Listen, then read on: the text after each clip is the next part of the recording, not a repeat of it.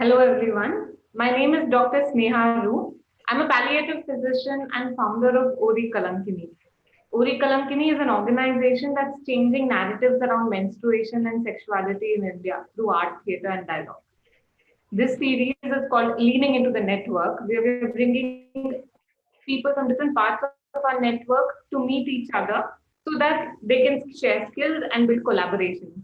And today we have Shruti with us. Shruti, one line bio would be she is the curator of the Feminist Reading List, something which I and the organization itself has been following for some time. Hi, Shruti. Hi.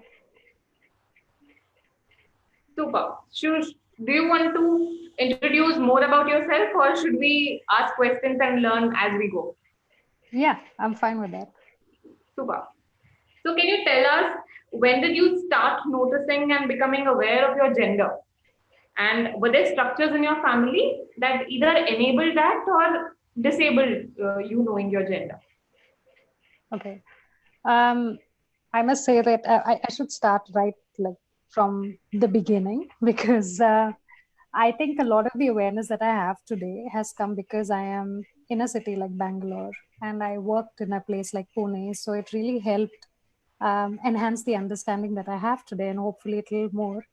But the awareness of gender, sex, sexuality, none of it came easy and none of it came from the usual parts of education that we rely on. I grew up in a small town in Gujarat. There was no conversation around me that was touching on these issues at all. So there was no way of understanding what gender meant and how it was affecting your life in any way possible. Though that I must say that though I was in a small town and the conversations were definitely limited, I'm hoping that it has changed now. But honestly, sometimes small towns tend to get stuck, and there is not too much in and out happening, so the conversations don't tend to change. But I was privileged enough to study in an English medium school. I was in a CBSE school, and when I was going to the school, it was the only CBSE school in the town. So we were considered very privileged, and we were considered, more progressive in thought. But I realized, in fact, as I grew up, in fact, when I hit my 20s, is when I very starkly realized that we really did not learn anything that was very constructive to living life, to understanding your own experience, to being happy, to navigating relationships, everything. So, because you also asked about family itself was a very toxic space for me. Like growing up was very tough, and because it was also a household where abuse was rampant and it was every day. So I was a witness to a lot of abuse and also a recipient of a lot of abuse. So for me, the transition to becoming what I am has taken a long, long time. Because earlier, I mean, I know like a lot of people, hopefully in this call, also have not suffered a lot, but I understand that abuse has been such a reality for so many people in their lives. A lot of them would have, and God forbid, are probably still experiencing a lot of abuse. So you will understand that initially your thoughts are about how do I escape? How do I escape this abuse? So for that to happen, you have to sort of first come to the understanding that there is abuse, that what is happening is not normal. So because I grew up in a household where it was every day, you were facing it, your mother was facing it, your brother was facing it. And also, I come from a family which has had generational abuse. So you would understand that even the history of my family, especially the women in my family, is about abuse. So there were stories. I'm sorry, I would like to give a trigger warning here. If it is too triggering for someone, you can even stop me, or just let me know if it's getting too detailed. So there were conversations about how someone was hit because the food was not up to the mark, and it was conversations like this were so casually mentioned that it was very easy for a lot of people to think that, okay, this is how families are, like strife and drama and beatings. That's something that just happens in families. In fact, I remember like my grandmom, who had a horrific life. If I look back, there was no um, dignity and respect accorded to her throughout her existence. For her, it was this. This was what you passed on generation to generation. So whenever I would feel, or my brother would feel, I have a younger brother, if we would feel that, okay, what is going on is really out of hand, it doesn't seem like it should happen, the conversation constantly was, parents especially, and fathers especially, have a right, have the authority to, one, do as they please, and second, if questioned, they have the right to decide how the person should be punished. So basically, the conversation was that you do not question. So I would say, though I did not recognize it as gender, I didn't recognize it as gender roles or patriarchy or authoritarianism of the family kind. But that experience was, of course, there. It was part of my existence. I knew that because I was a particular gender and my mom was a particular gender, they had to face certain things. And because my father was a particular gender and my uncles and other male relatives were a particular gender, they had the authority to decide so much in a family. So it was not just about the larger things about your future, whom you get married to, what you study, but it was also every day. They decided your mood, they decided um, how happy you should be and what things should make you happy. So it is abuse in some households, in many, many households, in fact, even today is extremely pervasive and it's not very well understood. So of course that's a different conversation. But that's, so to answer your question, yeah, it was an extremely toxic, extremely disabling environment. Independent thought was looked down on, especially when it came to women. So I think what I can say is, I am 33 today. I stand here and I'm able to speak about a lot of things, and I'm committing to learning about a lot of things. And that's happening because the seeds of this understanding started when I was in that family, growing up in a certain way. Though I was not aware of the terminology, I was not aware of the theory, I was not able to practice anything. But I realized gradually that if I don't rebel, if I don't figure a way out, then I will have to follow this path which has been set for me. And possibly after a point, I won't be able to question it at all. So I think for a lot of persons who are witnessing abuse, who are recipients of abuse, because so much of our energy is about, okay, how do I immediately escape and make myself safe? The awareness about feminism, about gender, about your own sexuality comes much later. Thank you so much for sharing this. And you echoed my thoughts as well.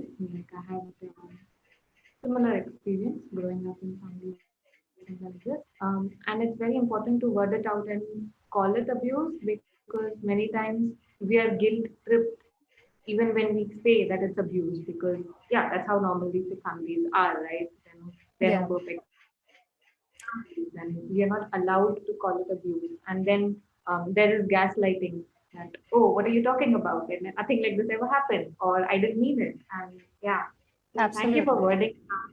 Yeah. Yeah. You did answer my second question also, that when did the feminist in you start raising your head and what prompted it?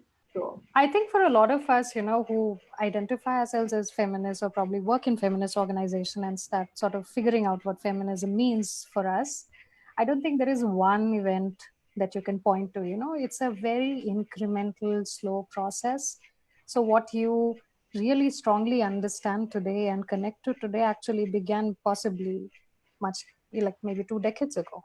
It was just in your head and it just suddenly um, fit. The pieces just fit and you thought, okay, yes, this is what I went through. Like gaslighting in my dictionary is a very, very recent term. but that is something that I have experienced all my life.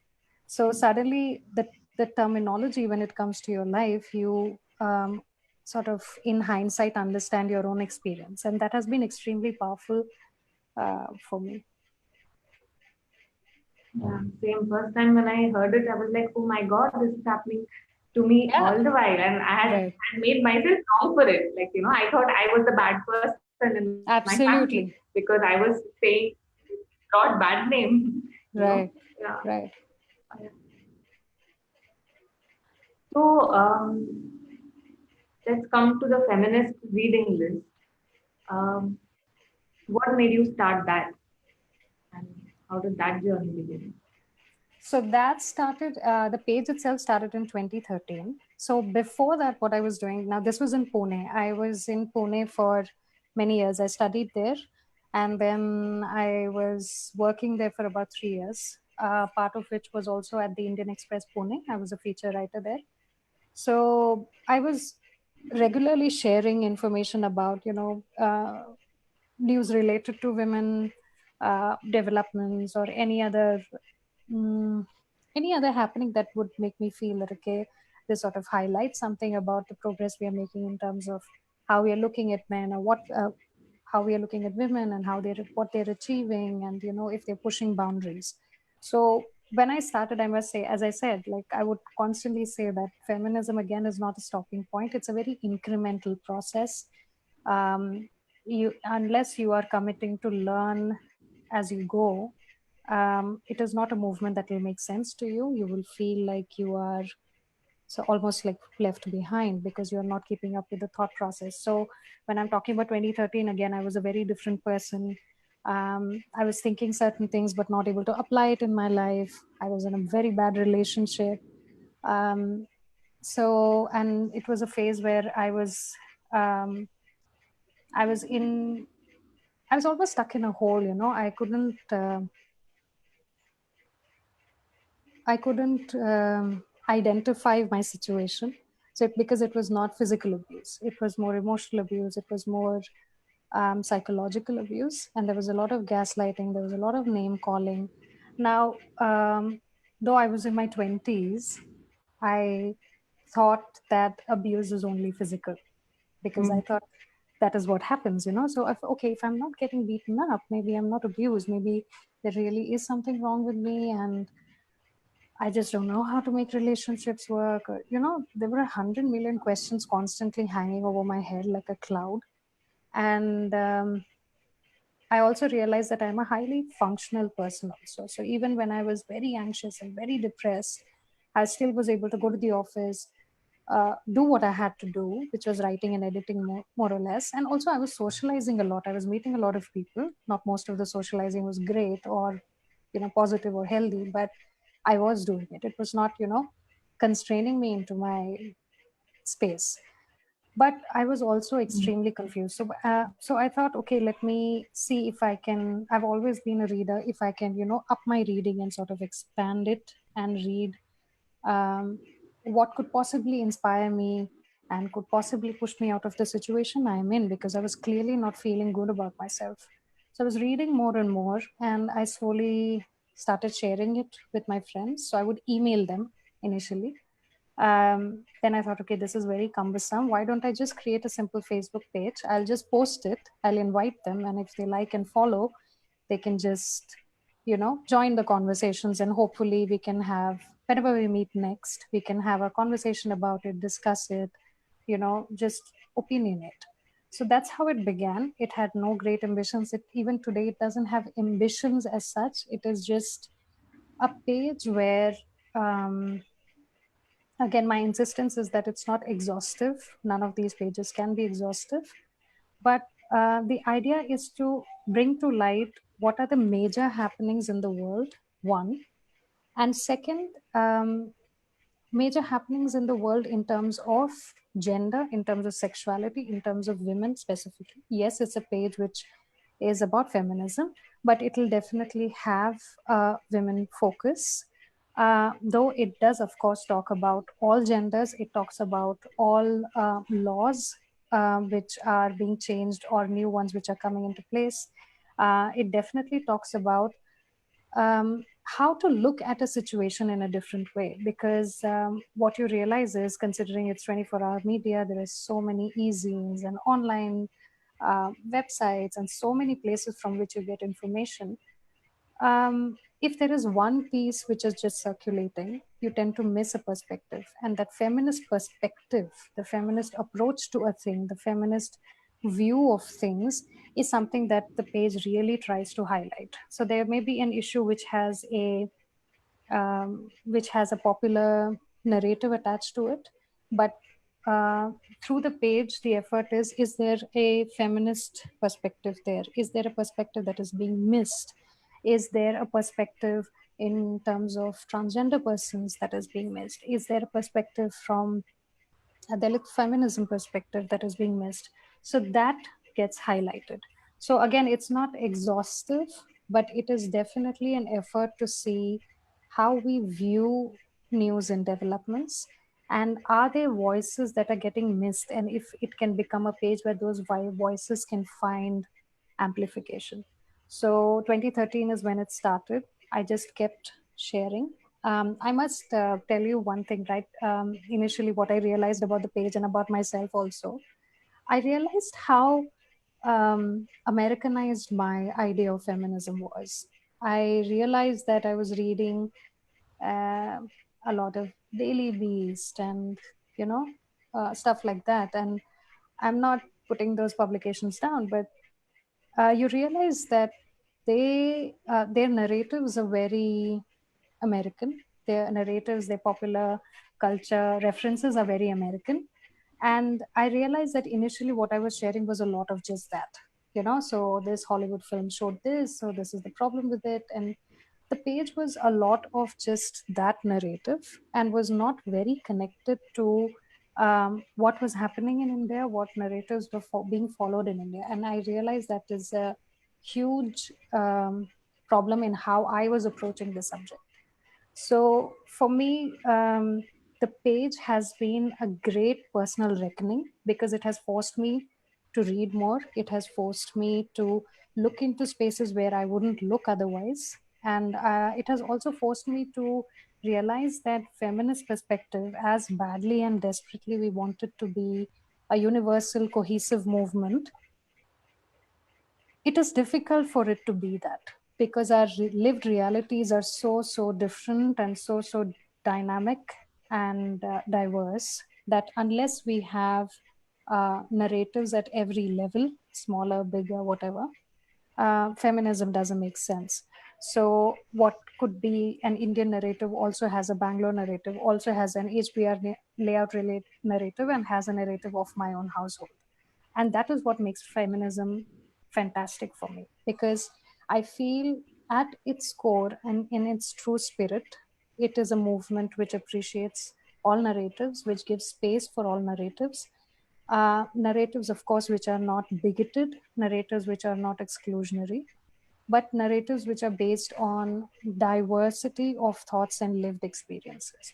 So, what started for me as a very limited sort of vision for, sort of identifying feminist content has really evolved over the years because I have been challenged. I have been challenged and said, okay, this in the Indian context doesn't make sense. And I did want to make it, it can be a global page, it still is a global page, but I also wanted it to be an opportunity to highlight in the conversations that are happening in the Indian context.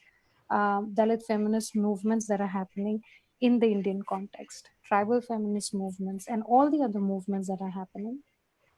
If I was missing that on the page, because I'm the only like only person who's administrating the page, I think the page wouldn't make sense, and my own evolution as a feminist then doesn't hold true.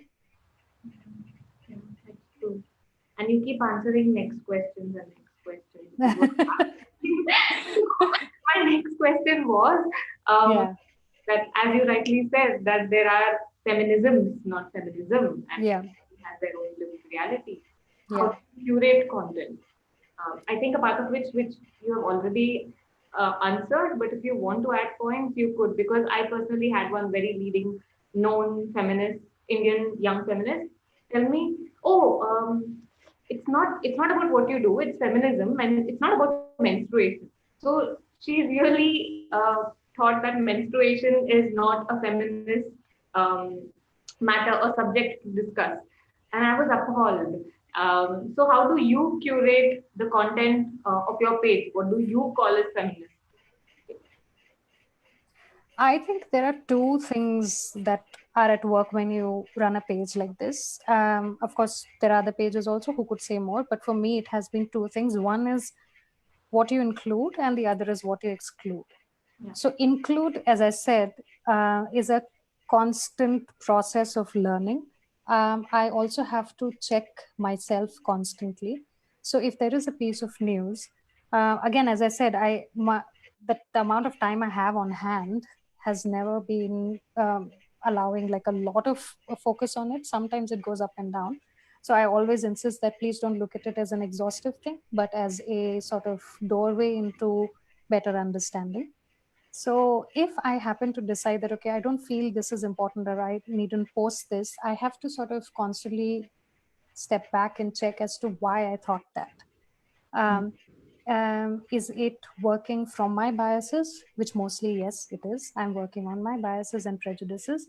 But having the page is also a great challenge to question it at that moment and say, okay, maybe I wouldn't have considered this, but let me do it now. I'll tell you one thing which I've struggled with throughout, and this is a very strong reflection of my personality. I think I mentioned that even when we were chatting the first time.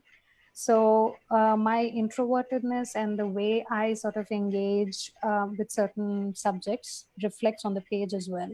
So, you will always see that absolutely rarely is ever a notation or a comment made on a news piece.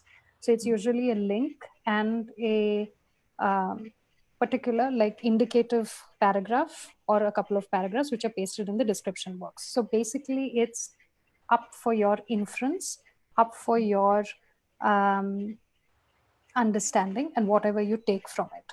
Because for me, uh, feminism means a lot of things. It has empowered me in a lot of ways, but I very strongly believe that it is not for me to dictate what feminism should be Right. for anybody. It is not for me to dictate what empowerment is or could be for anybody. I'm also very strongly aware and have to remind myself of my very many privileges, be it social, financial, educational. And most of the context and most of the text on the page is also very English and expressed in that language. So, this is one way of negating and controlling dictation of what a person should feel. So I just present the information, it's just out there. You can take what you want or maybe explore it further. And of course, it is always encouraged that you come and comment on a piece. I understand that this process can be very tricky, especially when there are caste based conversations. So, one example I can give is there was one piece, I think a year or so ago, where a person had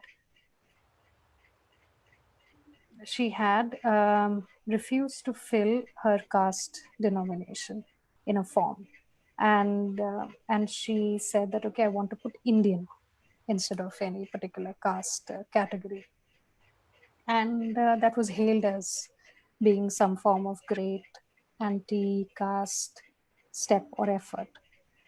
Now, this was posted on the page, as it usually is, along with an accompanying paragraph. And I remember distinctly a person came up and posted a very long comment saying that, do you genuinely feel this is some great statement against casteism?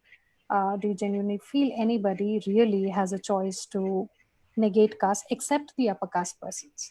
You Right. know? Right. So the point of sharing the link actually was to show that itself, but because there was no commentary posted, it almost looked like that I'm also, and through the page I'm also sort of lauding the effort and Mm. not sort of pointing out. So there is that risk, of course. um, but I have still refrained from commenting on anything. I do reply to comments when needed or like them or whatever, but mostly the idea is that, again, this is what is out there and you start a conversation from it. What I exclude has been extremely important. I absolutely do not entertain any trans exclusionary, sex worker exclusionary, or any other um, exclusionary pages where the conversations on non-binary identities are not entertained, not written about, or even worse, insulted and written about derogatively.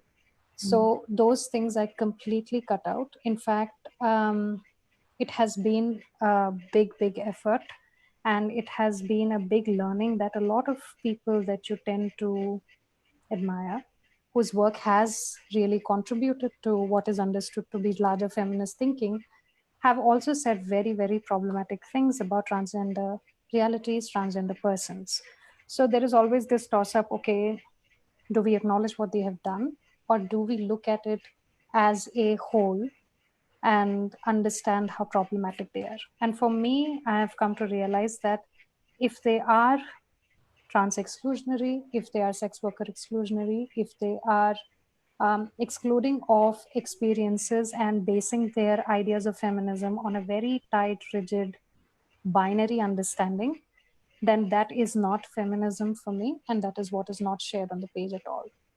I'm not ignoring whatever their contributions have been, but I am also not ready to give them a space, whatever little space I can control, because I feel that if you are repeating what we are fighting against, then I do not understand how you fit into the system. So, unless there is a challenge to these prejudices, they will continue. And if feminism is also not understanding that there are certain voices that have not evolved, that have not kept up, that are refusing to keep up, that are um, that are propagating ideas which we genuinely are standing against, which is a very misogynistic idea of what a woman should be, a very gender essentialist idea of how feminism should be, then feminism is not doing what it should do. So definitely exclusionary pages are something which never find a voice on the page. I also look out for comments. There are sometimes some information just gets circulated around and we tend to believe them, but they may not have basis in fact. And thankfully, there have been people who have come to the comment section and told me that, okay, this particular image or this particular fact that you have stated, there is no proof to it, though it is a very commonly touted thing. So then I just take it down. Aside from that, content, as I said, because it's not an exhaustive page, there could be a lot of criticism as to why this was not pointed out or that was not. But my effort rather is on whatever I do happen to post. I make sure that I cross check them. I also look at what are the attached images to the pieces.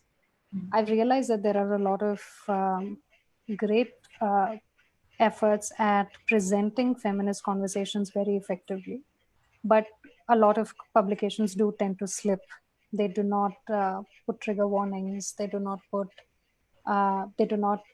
blur certain faces. They put in photographs or put in details which should not be put, which reveal identities, stuff like that. So it's very important that you sort of cross check, or especially the feature image which pops up on the page is very important. So if I feel it is not, if it is going against what ethics of feminist presentation should be, then I tend to not post them or find another link with similar information, or I make it an effort to blur faces or blur details myself. And of course, trigger warnings also. I'm very particular about trigger warnings. I also appreciate a lot of commenters who also come up and say, okay, maybe you felt that there was no trigger warning necessary here, but for somebody else it could be. So that was an understanding for me in terms of eating disorders. So again, that was my bias working, because I have had no experience with it. I would post stories and not put any warnings against it, but then someone suggested that it's important that you do. So this evolution in thinking what could be triggering and what are lived experiences which are beyond your understanding, if you are able to be humble about learning uh, from these commentaries, I think then running a page or writing about feminism, starting to be a feminist, all of that makes sense. The learning should never stop. So, as much as it's about me putting stuff out there, as it seems, a lot of the page is actually a very strong learning process on a daily basis. Right. Thank you for saying that because I think yesterday, day before yesterday, we had a conversation with Shampa Sen Gupta about Okay. inclusivity in feminist movement. And so the conversation was about, okay, how can feminists become intersectional? And she pointed out that the language which we're using, the technology which we're using, might not be accessible to many people, and in some way, Right. intersectionality is an aspirational goal, and we are constantly moving towards it little by little, Right. both personally and work-wise. Right. And what you spoke about, just brought that again, that we all are constantly learning, and we need to, because we are changing, and hence our pages will change accordingly. Um, Next question, because you spoke about privilege already, I'm going to take it from there. And also, I'm going to give an example of how how it's working in Ori Kalankini's context. Like the question was, how do you ensure that the audience you have is from all strata of the society? Because, like, I know for my page, I know most of the people are cis women. There are very few trans people. Cis women, mostly from abroad or from upper caste educated background, even in India, if they are. Mm, and even with respect to our fellowship, yearly once we have a fellowship where about 20-25 people come on board, design and implement projects around gender, sexuality, menstruation. Hmm. We had like we really made effort of posting the call for applications in various groups, various pages, various WhatsApp groups. But then we had two applicants who belong to the Muslim community, two applicants who belong to the Dalit community. We had no trans person enrolled, no person with disability, enrolled. So, what efforts are you taking? How do you ensure that your readers and people in the group, the page that you have made, are from different diverse sections of the society? So the page again has gradually grown, so I've never put in any money, nothing to buy an audience or nothing. So it has grown organically. I'm very happy the way it has grown. And I don't think I've ever sort of gone into what the overall audience is. I rather sort of go through post by post, and then I see who's following it, what message sort of resonates, and what is the information that sometimes people are looking at. So the page shares a lot of links. It shares links about current happenings, and of course it shares a lot of links about opinions and analysis of those current events and happenings.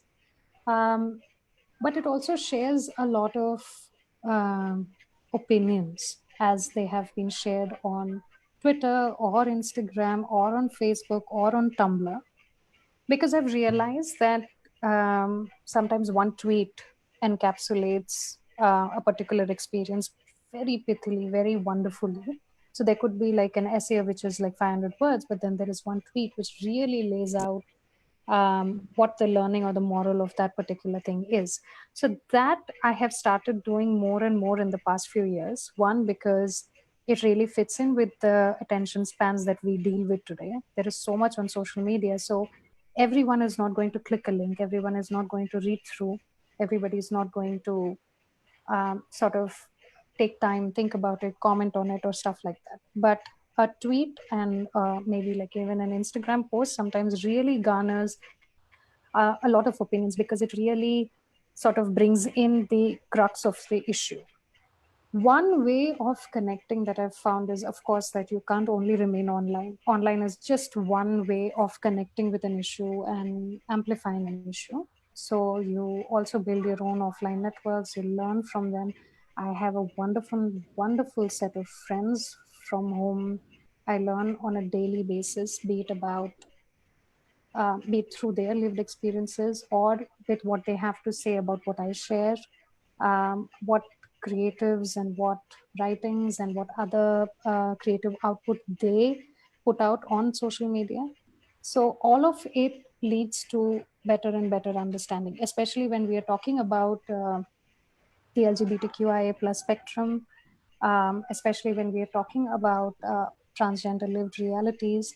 Unless you are engaging, unless you are developing a respectful curiosity to the concerns of the community, there is no learning. And of course, you also have to realize none of the communities which is not you. So if you're a cis woman from a particular caste and from a particular strata of society, all the communities to which you do not belong, none of those communities and none of the persons from those communities are beholden to you, and neither are they carrying around the responsibility to educate you. Yeah. To educate yourself is what you set out for. So if there is a reading list that you start, you have your own commitments to reading, you have your own. Sorry?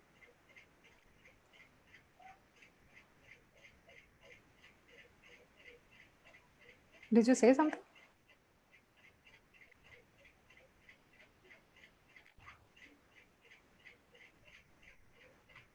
Sorry, you're not audible, okay? Yeah, same. Even we lost you, you froze. Oh, really? Should I repeat something? So we heard you tell that they're not obliged to be on your page. Absolutely. So, um, even in the feminist movement, we're constantly talking about that. So, be it a cis woman, a trans woman, a non-binary person from any identity spectrum, nobody is carrying around the onus of educating people, um, especially educating them so as to cut through their prejudice. So consider it a privilege if there is conversation around you which is helping you educate yourself. Engage with communities respectfully. There is a respectful way of asking questions, and then there is a, well, not respectful way of asking questions. There is a way of insulting them.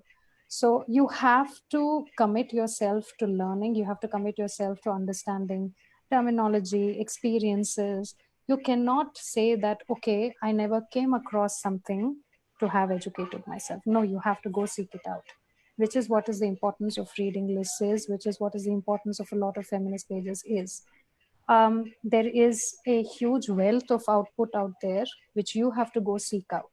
So if you feel that, okay, in my feminist understanding, in what I have, in the way I run the page, or in the way I write, or in the way I do my advocacy or activism, I sense a blind spot, and say that blind spot is caste, then let me venture out and read more about it. Let me engage more with the persons who are already speaking about it. Let me not ever take it for granted that they are obliged to spare time to educate me or to sit there and tell me where I am going wrong. It is my effort at understanding this better. And of course, if I'm talking about intersectionality, then there is no intersection that I should reject. That there is an intersection that exists which I have not understood is my responsibility to understand better. And if you are truly intersectional, now that's also a learning. So initially, I don't think I even knew the term intersectionality. I didn't know um, almost nothing about the LGBTQI plus spectrum. You know, I had not come out by then. I had no understanding at all. So if I go back to the way I was functioning in 2012 and 2013 is vastly different from how I'm functioning today. So I don't think any of it would be possible if that reaching out was not happening. That reading list was, the effort is not to be dictating anything, but also to say, hey, this is what I read and I thought it was interesting and I thought it fits intersectional conversations, and that's why I'm putting it out there. It's not didactic. It's not saying that this is a page which has an expertise in the subject and is therefore dictating what should be read. You're muted, Shruti. Engaging with people, unless you are constantly in a process of identifying blind spots in your own thinking, in your own reading also, um, till then your page's audience will not grow, because everybody seeks out representation. So if it's a page where your voices, your community's voice, where voices of your experiences are not finding representation, that that audience is lost. That audience is not going to come to your page, because why would they? They would seek out and reach out to a space where they find representation. So how large your audience is and how diverse it is, especially if it's organically growing, it will depend on whether they're finding representation on the page or not. Exactly. Thank you for pointing it out. And also, would you mention that they don't have an obligation to be on the page at the same or to educate anybody else? But at the same time, and they include us also. Like everyone has multiple identities, and I feel frustrated when I have to sit there and explain to people about one of my identities. So, having said that, that they don't have obligations to be on your page, but I also think that people running pages, running organizations have to put that extra effort to make it possible and to make it accessible to the other identities we are talking about, the Yeah, usually excluded identities we are talking about. right.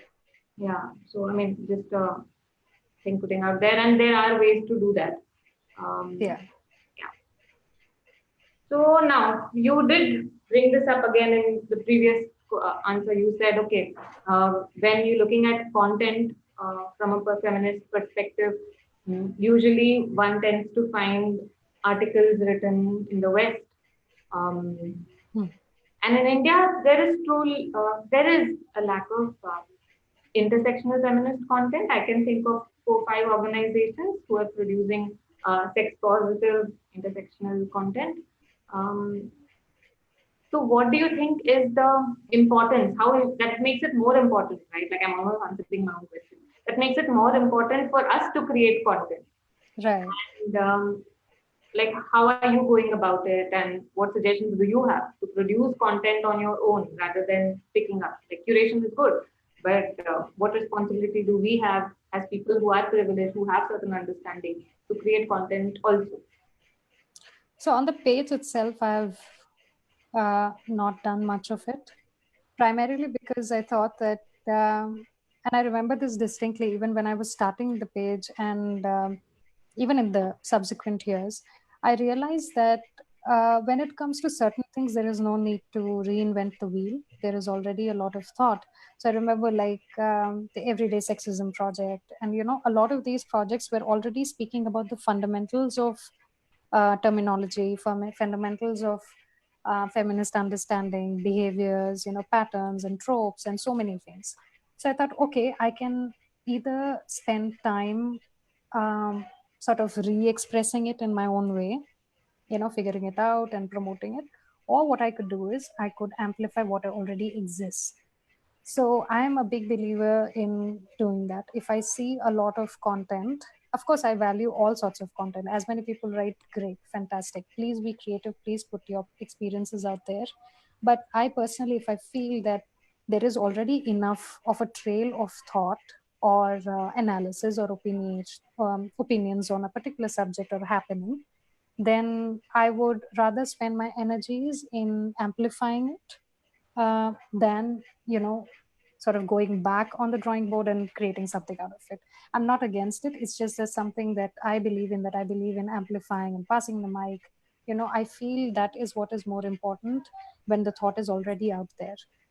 I know a lot of organizations really, really struggle to remain truly intersectional. I know the struggle. I know it's tough.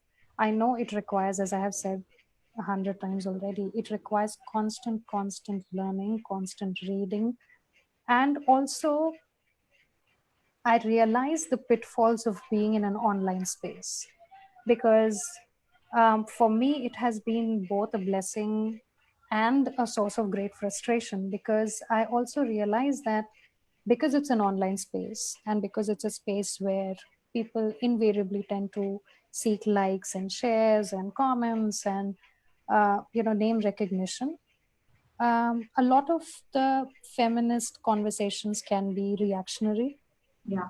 and that reaction can bring in more reactions, and it just becomes this whole chain of reactions. I started loving that. I started that, okay, that there is so much sarcasm, there is so much of pithiness in the conversation. I love it. I still do love it. But you are also reaching a stage when you feel that, okay, I'm hoping that it's not stopping there. I'm hoping there is more, that you got to the core and try to break it down and try to understand it better.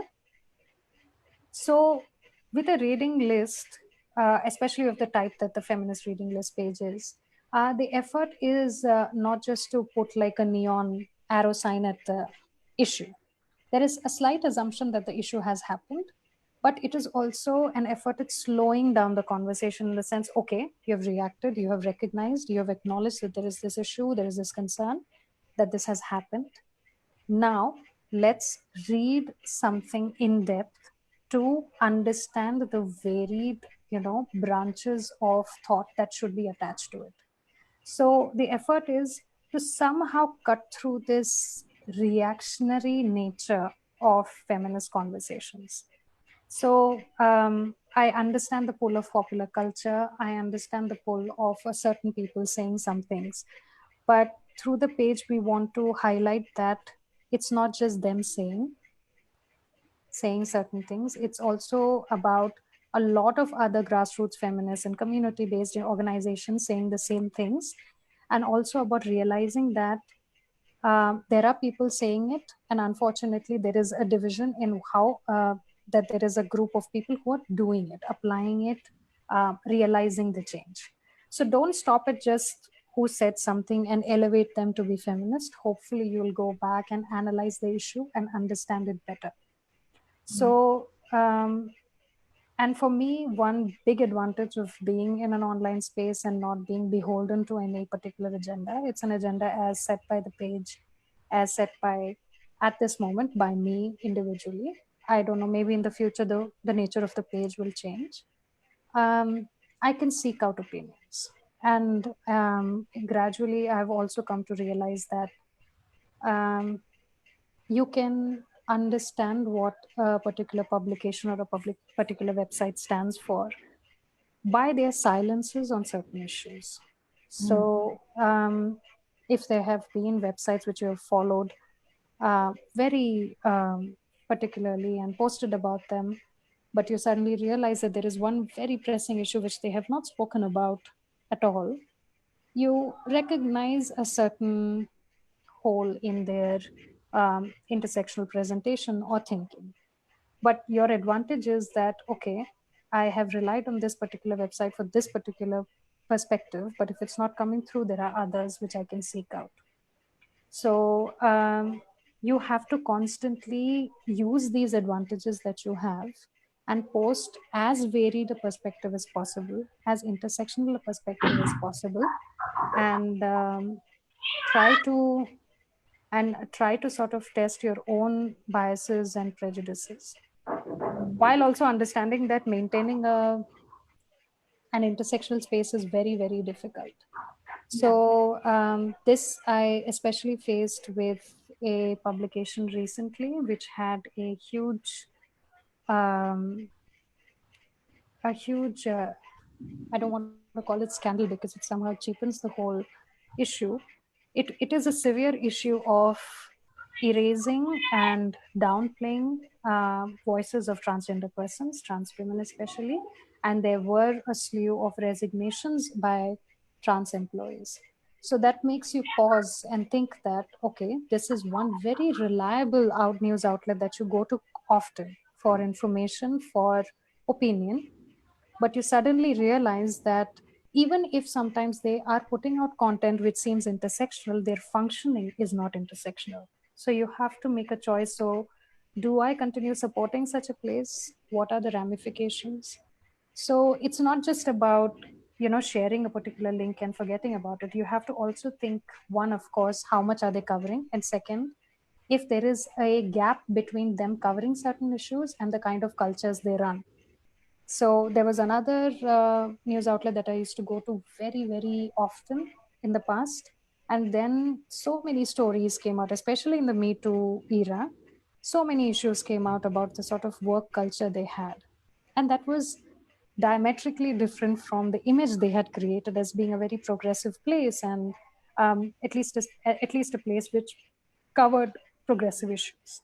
So when you start reading, when you start engaging, is when you realize these um, pitfalls of, actually, one, speaking on intersectional terms, and second, of course, living on intersectional terms, creating spaces which are truly intersectional, hiring writers who are committed to intersectionality and are bringing in different voices. So there is a huge, huge difference. And then sometimes you're left with the difficult choice to support a particular publication or not, because they are not fulfilling what they're saying.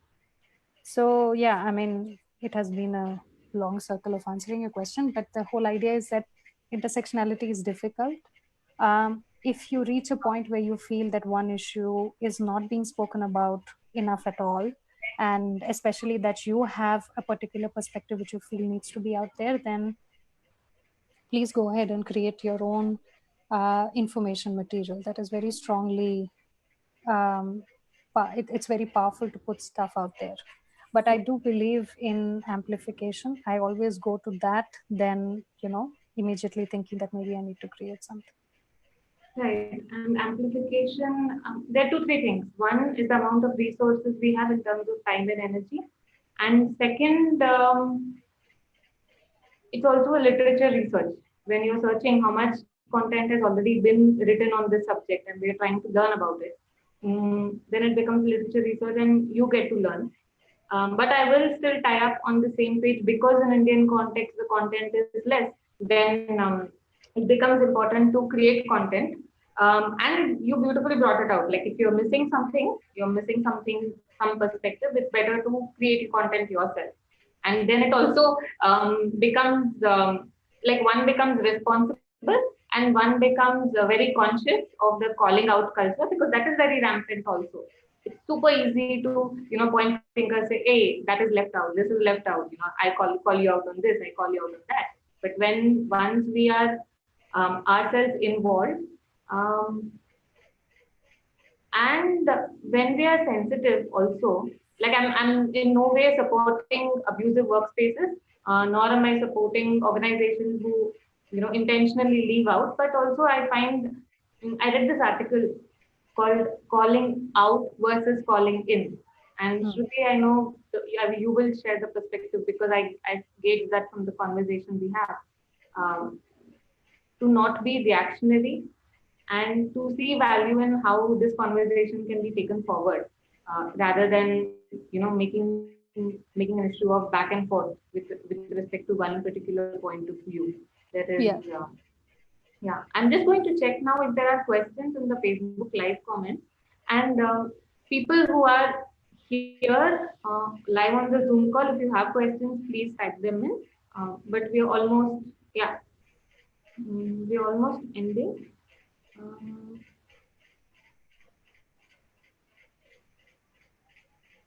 Great.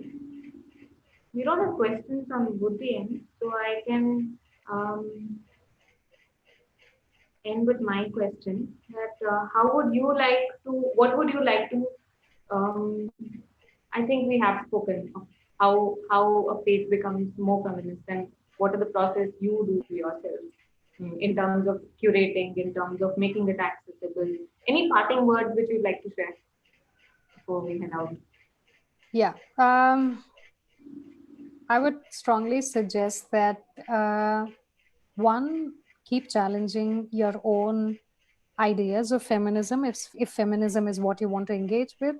If gender rights is what you want to engage with, if women's rights specifically you want to engage with, or any other associated work, be it advocacy, writing, creating, anything, please always look at it as an extremely evolutionary process. It's a process where there will be pushbacks, there will be difficulties, you will go wrong, you will slip, uh, but unless that process is on, the entire learning doesn't make sense. The entire movement doesn't make sense. There are rightful criticisms of feminism as it exists today. There are so many divisions, there are fractures, there are different types. There are persons rejecting the labels, but instead of saying that, okay, that person has rejected the label and that's why I do not connect, take it as an opportunity to understand that that is a signal that somewhere the way we are professing feminism is failing, is not inclusive, is not reflecting certain experiences, certain voices. And feminism, if it's not doing that, then it doesn't make sense, because if it is just you and your limited experience and your limited circle defining the terms, then we are not very different from the systems that we are fighting against, or at least saying that we are fighting against. So commit yourself to learning. And I say this at every opportunity I get. Please be ready to be scolded once in a while. We all deserve to be scolded because we have certain conditioning, we have certain experiences which makes our thinking, which makes our approach to issues very, very limited. So you will be scolded, you will be called out. I understand that calling out culture and cancel culture is has really gotten out of hand and is ultimately sometimes not effective because it's not bringing about any behavior change. But calling out culture is also important, because if that doesn't exist, then all of us privileged people with more access, with more visibility, with more benefits of speaking in English and having an internet connection 24/7, we will again dominate conversations, which is not fair and which is definitely not intersectional. So always be ready to be challenged, go back, rethink, read more. And if you are starting any effort which is putting out, you know, feminist thought out there, or thought about any other movement, then I would strongly encourage that you focus on whose voice it is. Now, I'm a communication strategist, so my work itself is about communications, how to present something well, be sensitive, tonality, etc. And I always say, if you're worried that your work is not intersectional or is not respectful, then always focus on a few questions. And a couple of them are: one, whose voice is stating the fact, whose voice is stating the story. And second is, whose voice is at the center of the story. So there could be moments when you are called upon to use your privilege of education, of being articulate or whatever, to write a story. But how you center a particular voice is your responsibility. How you present that voice, what terms you use, what tense you use, even sometimes what context you set, is your responsibility. So just because you are writing a piece doesn't mean it becomes your view of that particular person or of that particular movement. So always be ready to be challenged, always be ready to be scolded, Shruti, we lost you again. concern, or a news happening about, say, a non-binary person who has come out and said, I want my pronoun to be they, and that's how I want to be addressed. If you feel you do not have the understanding of this at all, please seek out writers who are writing about it, because there definitely will be writers who are writing about it. So, be it Sam Smith or anybody else, you feel it's an important issue. If you don't, then will you please check why you don't feel so? One. Second, if you feel that it's important, reach out to writers and opinionators from the community who are writing about it, and amplify their voice. So, instead of sitting there and thinking, okay, how do I write about it, and doubt about whether I'll present this well or not. If there are persons from that is the most important intersectional effort that you can make.